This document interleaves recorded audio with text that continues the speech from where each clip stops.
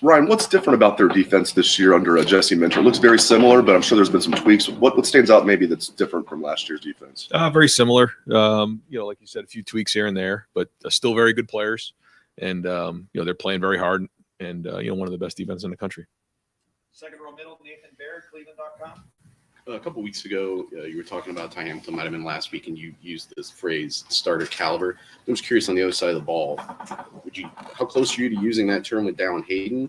And is he someone that you're confident enough in after the last 2 weeks to rely on him in a big way? Yeah, hard to say, but to see the way he stepped up last week was certainly tremendous and encouraging as we move into this rivalry week. And great to see him taking care of the football. That's the number one thing we need. And so he'll have to have a good week of practice. And I know he's going to prepare hard to get ready to play in this game. Fourth row middle, Pat Murphy, 24/7 Sports. Ryan, similarly, like you guys, there's questions about who's healthy on their side of the ball, specifically Blake Corum. How do you go into this week with questions about a running back that's so important to their offense? How do you guys prepare? And do you have to do anything different if he's not on the field? He's a great player. We're going to prepare for him to play. We expect him to play. And, we'll just do the best we can. They're a very good offense. They have plenty of running backs, plenty of good players. So while he is very, very good, we'll just continue to prepare for all of them. Fourth row left, Jacob Bench, the Lantern. Hey, Ryan, of course, Saturday is the first version of the game in Columbus since 2018, and most of the undergraduate body at Ohio State hasn't seen that on campus or as a student, including myself. So just wanted to get your thought on that and how it's the first game between your team and their team first time for you.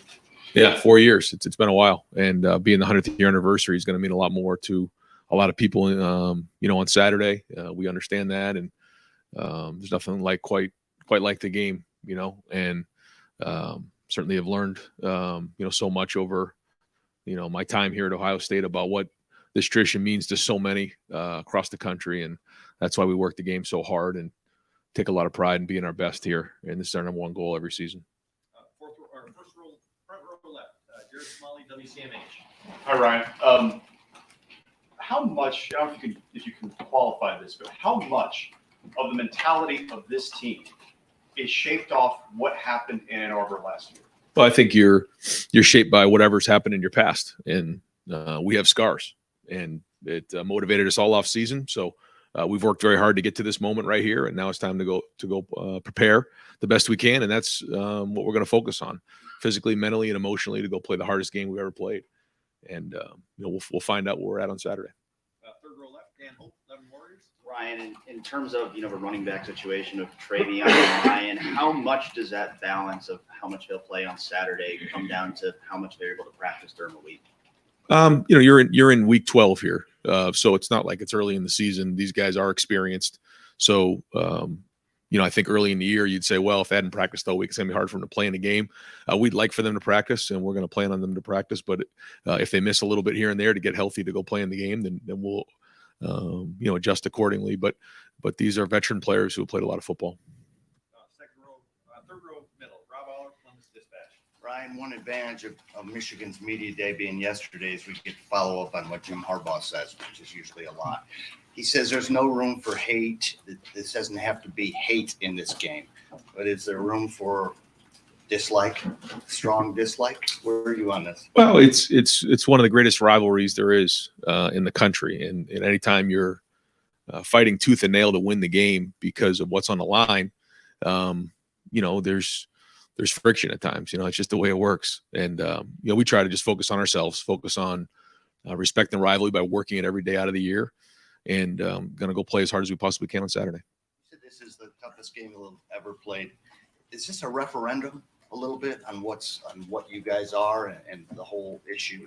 It'll come to the surface? Well, I just think, I think about my first year being the head coach here, and one of the first things we started off the whole press conference was it comes down to this game, and then you have to win every game after it. So it's not changed. It's been like this for 100 years here. So I get it. But obviously this is a great opportunity. Both teams are undefeated, two top, three teams in the country going together at the end of the year. This is what it's all about. Right behind him, Tony Griffin, Buckeye Huddle. So Ryan, this is your fourth year. You've been in the playoffs twice, championship game. You lose to Michigan last year, and you have so many questions, so many people questioning physicality, the toughness of the program. What's that been like? Well, I think, when you focus on this year and the things that have been done, you've seen a lot of good play. You've seen us really work towards this moment right here. Listen, when you lose this game, it's a tough year. There's no hiding from that, but there's only one way to handle it. That's to go back to work, address the issues that you think need to get addressed. So when you go back to play the game, you're ready to roll. So we got, a few more days here to get ready to prepare. But up until this moment, we've done everything we can to get to this moment right here and be ready to go. And so, when you get to play on Saturday, you get to play with a lot of confidence because you've known you've been working towards this moment for so long. And then you go play as hard as you possibly can. How many of the changes with the coaching staff or whatever happened because of that game? I don't know if I could give you a number, but this is, we're evaluated by, the big games. That's the way it goes here. And certainly we know what comes with it. Front row right, Austin Ward, Rivals 97.1. Ryan, it didn't look good for Matthew Jones on Saturday. I don't know what his status is, but if you have to make a move there, it seems like an interesting decision because Josh could kick inside. It seems like he's been the sixth guy. Enoch's been maybe the first at guard. I know you have a week of practice to the decision to make, but what do you think might be the best way forward there? Yeah, if need be, you got a couple options right there that we'll work through during the week and figure out if we do need to go to depth, who to choose. And a lot of that have to do with how the week goes and how Matt's feeling and how well those guys do and pick up the game plan.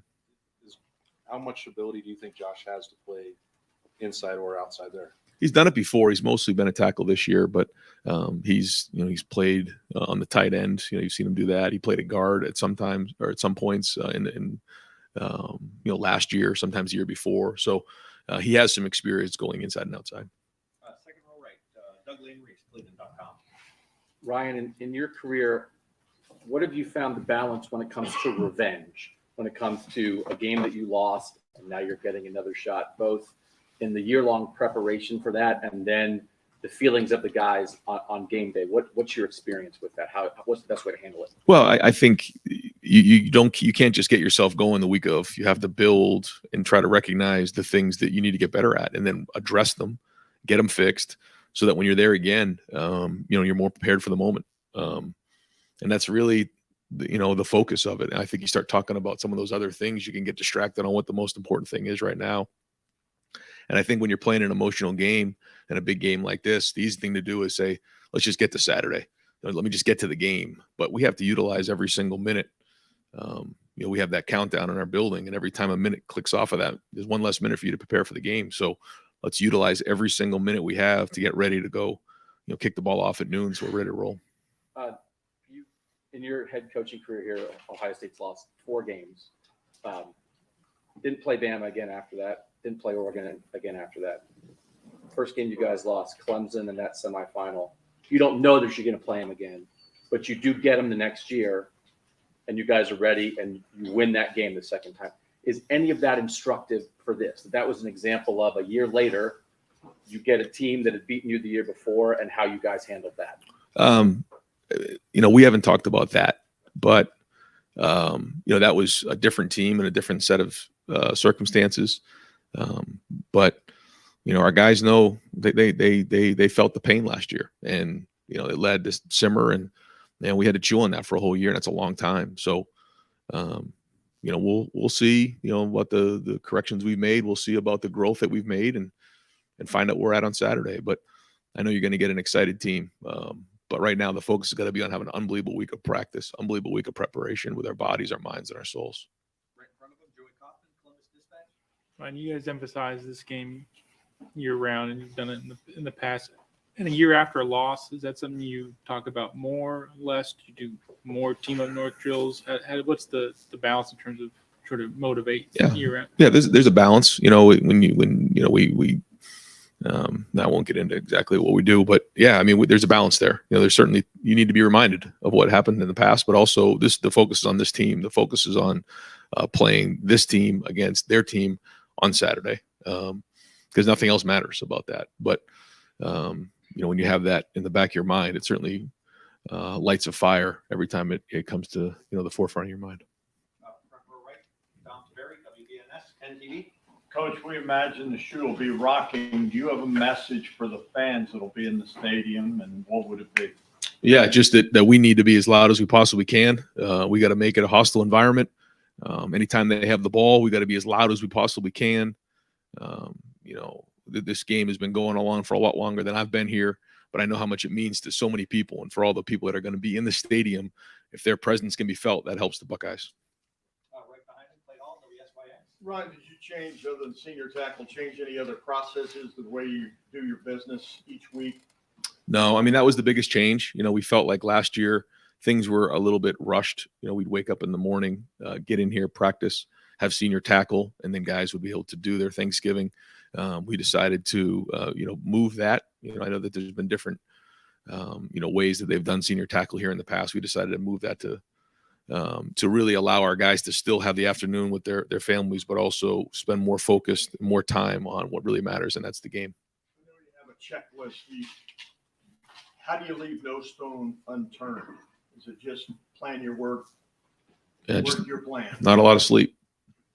How much will you get this week? Not much. Third or right, Cameron T. Robinson, The Athletic.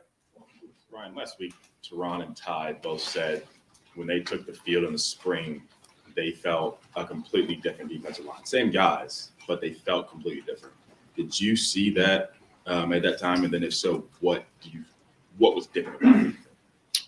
I think our guys had a year under their belts. They played more.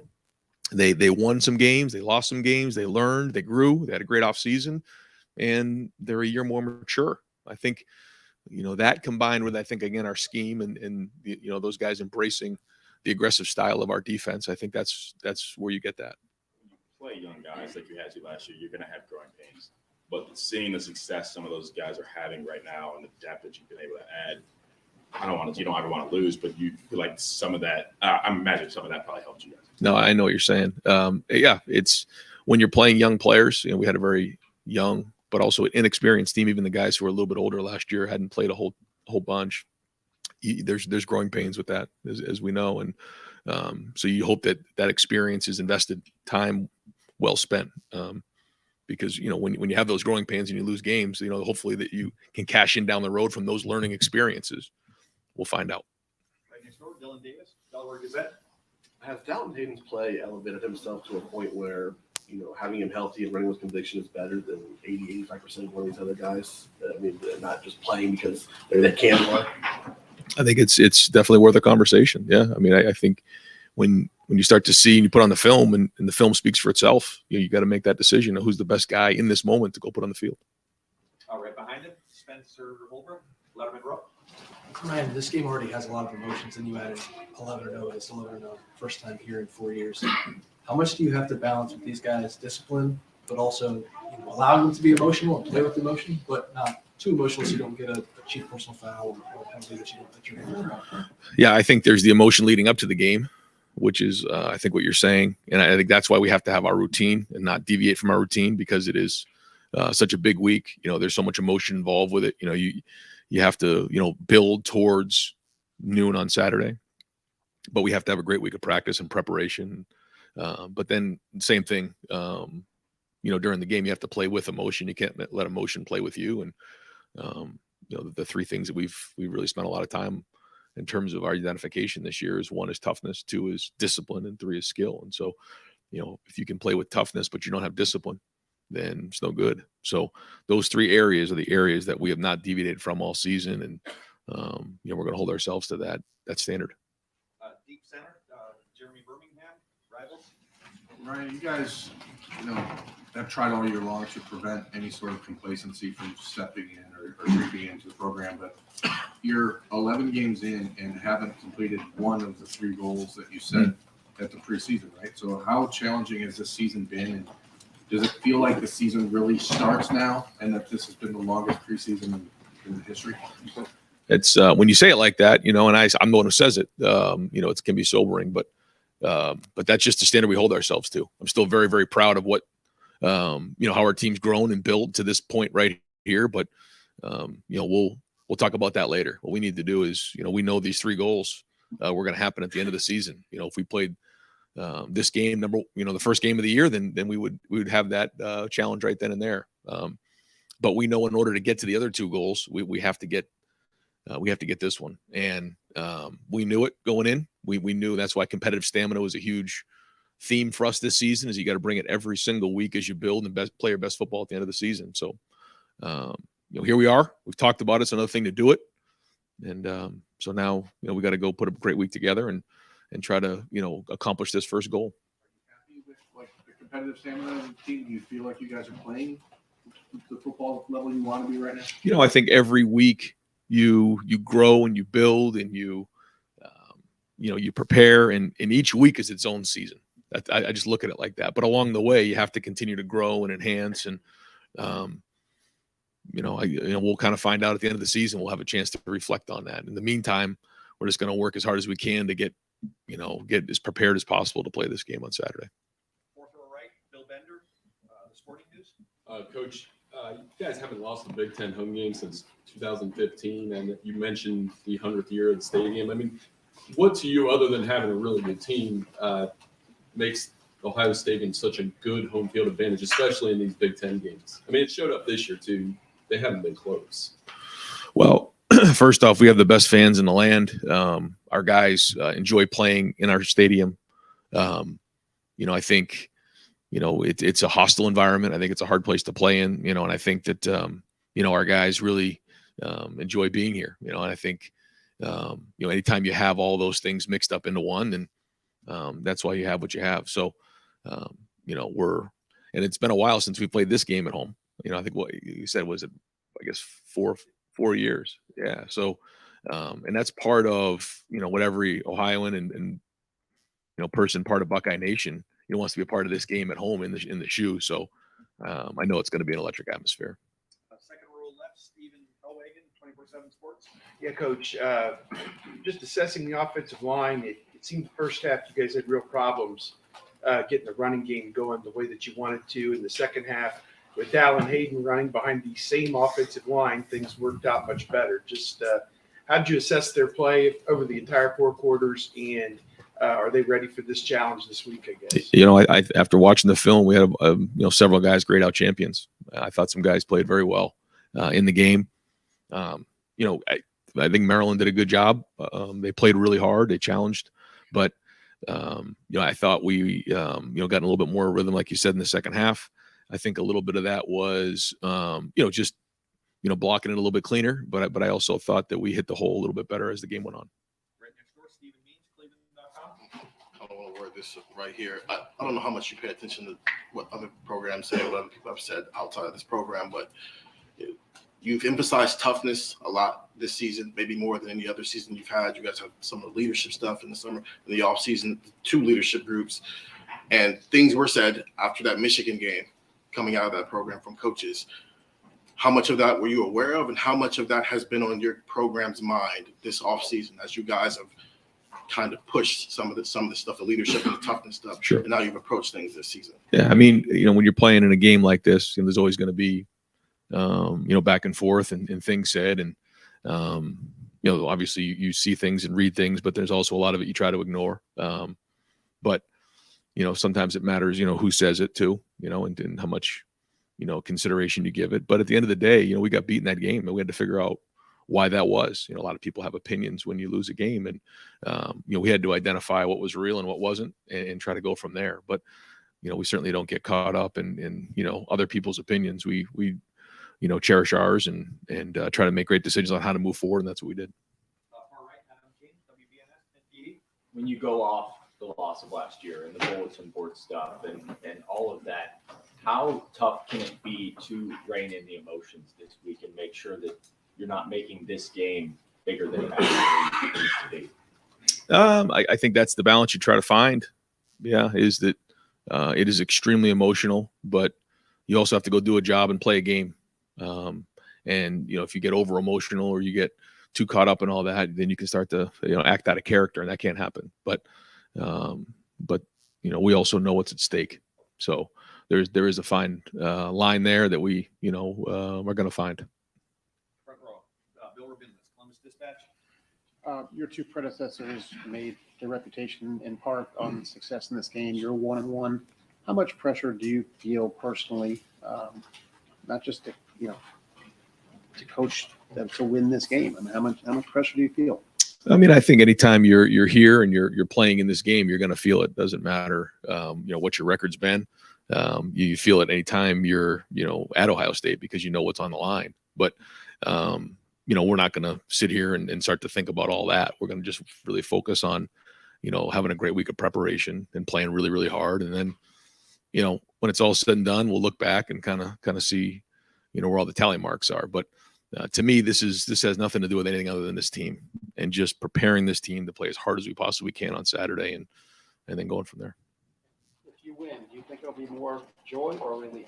I don't know. Maybe, after the game, we can kind of figure out where we're at again, and try to discuss that. But I'm just trying to focus on figuring out what to call on first, second down, third down, short yardage, goal line. And, because I think you can start to think about all those things like you're saying, which I think are all really valid questions. But it's like, what really matters right now? What matters is getting these guys a really good game plan, getting practice organized, and having a really good day. And that's what I'm going to focus on right now. And then we'll come up for air, and Saturday afternoon after the game. Final questions, Tim May, Letterman Row. Oh, thank you very much, Jerry. By the way, congratulations on that Buckeye leaf. When somebody says you're born on third base and think you hit a triple, where does that sit with you in insults you've endured during your career? Yeah, I'm not going to talk about it right now. Maybe there's another time to hit on that. But like I said, there's certain things you listen to, there's certain things you don't. And anytime you're at a high profile game with a lot of stuff going on, there's a lot of things said. But there's a time and a place to talk about that, and it's not now. Toughness is the word this week. It was taken into question last year after this game and stuff. Toughness of this football team. You've addressed that through the season and stuff. What has told you that this team is tough now, tough enough, so to speak? Obviously, the ultimate test comes Saturday, but and I'm looking at y'all. Y'all have had at least 3 games going into the fourth quarter up in the air, and y'all won those games. That's as much a sign of toughness, I would think, as anything else. But what just tells you you've got a tough football team? Well, when you talk to other coaches after the game, and just what do you think? And you get a lot of great feedback in that area. And you guys are playing hard, you're playing tough, you're playing physical. Guys are disciplined, they're where they're supposed to be, they're well coached. You hear all those things over and over again, and that just means that we've done it. So we wanted to make it our identity. I think we've built that as the season's gone on, and but all that building was to get to right here. But as a coach, you'd rather a game already be done at halftime, I would think. You know what I mean? But what does that, in retrospect, having to win games in the fourth quarter, do for a team from a standpoint of confidence, whatever you want to call it? Well, it builds resilience. It builds that toughness. It builds that perseverance. That no matter what happens in the game, it's not going to go perfect. You got to keep fighting. You got to keep growing. You got to keep building. And your backs are up against the wall. What are you going to do? And we felt that a little bit here. Certainly the Rose Bowl was kind of the one there. We started to turn it a little bit, and then Notre Dame game, and then the Penn State game, and even last week. So, that resilience has been tested. And again, all these were trial runs for right now. I goofed up. One last question. Bill Landis, rivals. Brian, you saw, Chris Olave in this game in 18 as a true freshman make a real impact. I know Dallin has a larger body of work at this point than Chris did then, but what are the conversations like when you're trying to decide whether or not a relatively experienced true freshman can handle a spot like this? Yeah, well, I think you're right. I think I mentioned that earlier, was that the blueprint's already there for guys like that, whether it was, Marvin and Emeka in the Rose Bowl, or, Garrett Wilson, back in 19 had a huge game there. Olave in 18, guys kind of build, and then hopefully you can count on them late in the season. So, we'll see. I think the number one job for Dallin is you got to take care of the football. That's the number one thing. Anytime we hand you the football, you got to take care of that, because turnovers are going to be huge in a game like this. So he's going to keep preparing and keep growing and keep building this week. And, you never quite are prepared, for a moment like this until you actually get in it, and I know because of, the way the game went in 17, when JT went down in the first or had the knee, and, before the game even started, and Dwayne went in the game. So, but at the end of the day, I think, like we talked about, it comes down to your preparation. You got to trust all your preparation up to this point and focus on just having a great week of practice. Coach, thank you very much. Thanks, Ryan.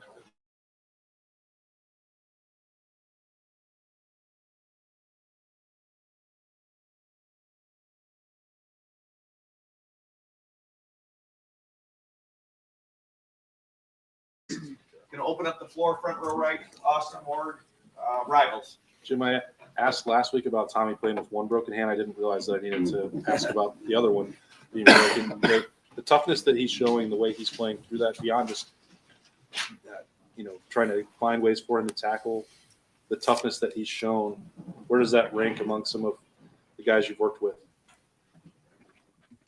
Tommy's as tough as they come, as tough as any player I've been around, and he kind of epitomizes what we want to be as a defense, and I think as a program, because nothing is going to stop him. No matter what the circumstance or the injury, he's going to show up. Second row right, Doug Lamreys, Cleveland.com. Jim, what do you think of the rivalry? It's a privilege to be a part of it. When you're a guy who works his way up to get to this spot, there's not time for reflection now, hopefully someday, but just to be a part of it is, I guess, when you're young and in the profession, you look at it as the pinnacle, of competition, and it's a privilege to be a part of it. All right, Adam King, WBNS 10 TV. Coach, you weren't here last year when all the talk of toughness and finesse hit, but there were a lot of conversations about this defense. How much do you hear that from these guys? How much do you try to, push these guys to lean into that and prove it on Saturday? I don't hear it. I don't talk about it. Don't really think about it. I know the charge I was given when I got here, and we've taken off from there. And I know that toughness is a pivotal part of everything Coach Day does and Coach Mick does in the weight room. So, I've embraced it, and we're doing everything possible to carry that on defense. Third row middle, Rob Aller, Columbus Dispatch. Jimmy, you've been part of some pretty big rivalries. Bedlam, Gold, Colgate. Penn is Cornell's rival, not Colgate. Come on. Yeah, Thanksgiving Day, man, for years. How's this stack up for what you see? I know it's early in the week, and I know you guys don't like to compare, but I'm asking you to do so a little bit. Do they all have the same thread through them, whether it's dislike or guys not getting too emotional? How do you handle that, and what have you seen?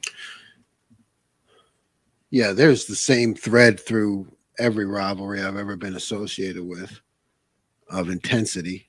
But it's the biggest stage there is. So you just take all that and you ramp it up by 1,000, and you go from there. You do everything you can to stay focused and do your job in the midst of it, because there's a job to do. Right behind him, Andy Anders, Buckeye Sports Bulletin. I kind of wanted to ask a little bit about what you see from J.J. McCarthy as far as his mobility. I know Talia had a couple scrambles last week that gave you some issues, kind of first mobile quarterback you've seen since DeJuan Finn, and how you kind of intend to keep him hemmed in. Well, I mean, I think, we have a hard-charging, aggressive defensive line. And I think that anytime you have guys who really get after it, scrambling can be an issue. So we continue to work on it, I guess I'll say. We'll keep practicing. That's all. I mean, it's definitely an issue, though, when you have guys that are going to get after the quarterback, and I'm glad we have them. Now it's my job to fix it. Second row left, Stephen Means, Cleveland.com. Whether it was Toledo, to follow up on that, whether it was Toledo, Maryland, even Penn State to a lesser degree, I don't think Clifford traveled that much, but how do you scheme for that when it's an element of a playmaker? He's just a playmaker. And you did everything the right way, and then he got loose anyway, and instead of it being a 4-yard loss, it's a 14-yard game. I know you can coach it, kind of contain it, but how do you actually scheme for something? Well, you have different ways to do it. I'm not going to get technical here, but you put some plans together. But ultimately, it does come down to, your athletes versus, their athlete. And, you just do everything you can to put guys into position. But it does become like controlled chaos, right? I mean, we try to make all these moves and chess pieces, and we think we're doing a good job of it, but it's hard to control the uncontrollable. So give your guys the best shot, and then it's a matchup, and you go from there. Right, Bill Bender, the Morning News. I answered it the last question, but what does their rushing attack pose the biggest challenge for you guys in preparing for? And in all these years you've done this, is there another team who, I'm thinking like Kansas State or something, where you played them and it was really difficult to prepare for the way that they run the football? Yeah, I mean, Kansas State in the Big 12. I mean, I certainly at Duke lived my share of option football with Army, Navy, and Georgia Tech, and it's difficult to simulate, the way that they run the ball. So you just got to go back to your habits and your training. You got, again, put guys in great position. Make sure everybody knows that everybody has to tackle. I mean, I think that's a mentality that goes, everybody has to tackle, because they're going to put corner, safety, anybody, they're going to put different people into position where you have to make the tackle. So it's really a mentality. You scheme against it some, difficult to practice. It's just a matter of habits and everything you've worked for to this point, in all your strength training and all of, the extra work you did over the summer. That all comes into play when push comes to shove. Deep right, Spencer Holbrook, Letterman Row. Jim, they run the ball a lot, obviously, but they also throw the ball to running backs out of the field, Excuse me. tight ends, put you in different matchups. How do you balance knowing how much you have to stop the run, but also understanding that out of the backfield they can really do some damage? Yeah, well, they're a complete offense, and they challenge you in a lot of different ways. So, you have to have some different things that you can go to at different times to try to keep the offense off balance. I mean, that's really the only way to answer the question is, those points that you mentioned, the things that they do, and they do it well. You just got to counterattack, and that's what we've been working on all year. Second row right, Bill Landis, The Athletic. Jim, Travels. that's okay. You said maybe back in the spring that the jack position, Leo position, was first conceived as more of a run game disruptor than anything else. Does this game put that position in more of a spotlight with as much as Michigan likes to use pullers? Yeah, I mean, I definitely feel that it is a tool, in our toolbox to be able to handle all the different things that an offense like this throws at you, and it's definitely a fix-it tool for us. And, we've worked hard to get it ready. Front row middle, Bill Rabinowitz, Columbus Dispatch. When you came here and we asked if you had watched tape of players, you said no, everything's a blank slate. How much did you study last year's Michigan game? And is there a way to quantify how much time you've put into preparing for this game? I haven't put any time into last year's game, and there's no way to quantify the time that's gone into the preparation. I mean, it's just constant. Right behind him, Nathan Barrett, Cleveland.com. Just stepping back to last week, and I know that Maryland's offense and Michigan's offense very different, but the defense allowed 2 75-yard touchdown drives in the second half, but also kind of made some key stops. Just how did you evaluate that performance relative to how you feel this defense is sort of ready for this moment? I thought it was great when we made key stops and plays, and I thought it sucked when we didn't, I mean, it's, it's like, it's like, man, that, but the good part about it is you're right. We were off on some things, and, I see it. We all see it, and we know we have to get better. But the good part is I think the competitive excellence that coach always talks about, and the defense has developed that in key situations this year. We have not been perfect. I think we've trended upwards, but when the times have come that we needed to make plays, we have. So I think that's a good sign. Front row, middle, Joey Kaufman, Columbus Dispatch. Jim, considering you were hired just a couple weeks after a loss to Michigan, and a loss where you guys gave up 42 points, what sort of, I guess, personal stakes, weight on your shoulders do you feel just going into this game for the first time? The job is the job. It's like I've said before, the process for me is the same. It's just that the expectations are different, so you keep your process and your habits intact because that's what leads you to success. But yeah, I mean, you'd have to be numb not to feel it. You feel it, but you stay focused on the moment and what can I do to give us an advantage? That's really the only thing that's always on my mind, right? And for me to feel this or feel that, or it doesn't give me any advantage, so I want to always be pressing to find ways to give our defense an advantage. Right next door, Tim May, Letterman Row. Yeah, thank you, Jerry. Jim, I'm just wondering, number one, are you perusing everything? Are you and your staff perusing everything to try to find out is Blake Corum going to play or not? He is a special player. You understand? And then past that, his ability to hit the bounce to the outside, I think, really sets him apart. I mean, he's tough and everything else, but what is the key to not getting burned by that? I mean, is it eye control, discipline, whatever? But in a game of this magnitude, how do you keep everybody from running to the fire, if you know what I'm saying? Yeah.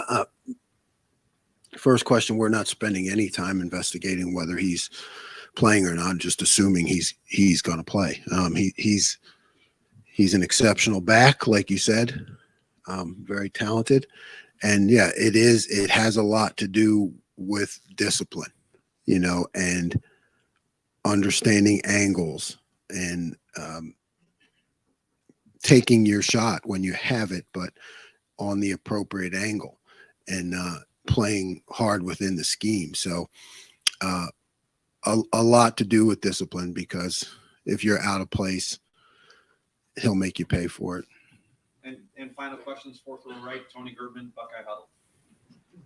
You said, what can you do to give the guys an advantage? It's always the thing that's always on your mind. Where's the most random place where it's been on your mind and you're like, oh, this might do something, like at home, out, like how often does it come up?